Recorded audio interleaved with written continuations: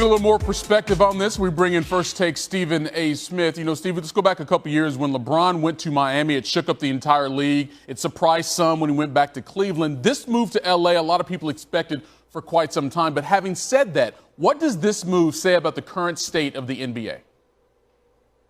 Well, it just said, you know, people can look at it and they could lament the lack of parity because all the best players seem to be in the Western Conference. There's no doubt about that. It's one of those things that will prompt discussion as to whether or not the commissioner needs to revisit seedings in the playoffs instead of having 8 teams in the East, 8 teams in the West. Just do 1 to 16 and get it over with so we can have some semblance of competition. But I really don't care about that right now. I'm from the streets of New York City, the big city, the bright lights and what have you. LA is obviously the second largest market in the country. Chicago being third, and between those 3 cities there are 5 NBA teams, and not a single one of them made the playoffs this past season. That's simply not good as far as I'm concerned. That doesn't mean that the NBA can't thrive without those guys in the postseason. Clearly Golden State being in the mix, Houston being in the mix is incredibly relevant, but the Lakers being relevant again, having missed the playoffs for the last 5 years, it does just make your hair stand up on your skin. It gets you hyped and excited about the possibilities,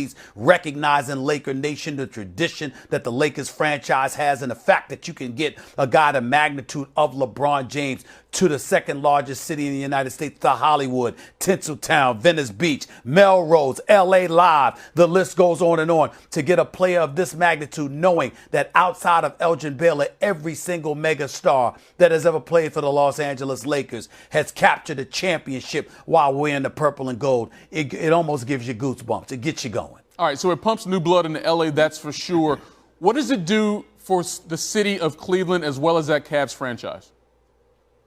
Well, it returns them to the dormant state of affairs that once existed before LeBron James arrived. There's no doubt about that, but in the same breath, it's going to be devoid of the level of vitriol they had when he first departed to take his talents to South Beach back in 2010.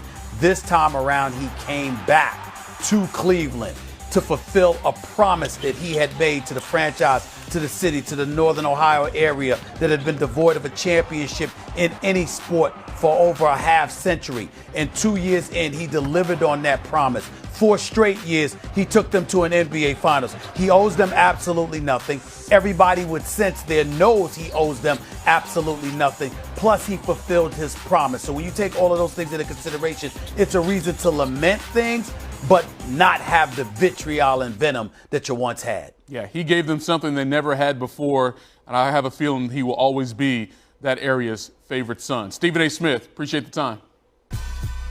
Kobe Bryant tweet, welcome to the family, King James. Hashtag Lakers for life. Hashtag strive for greatness.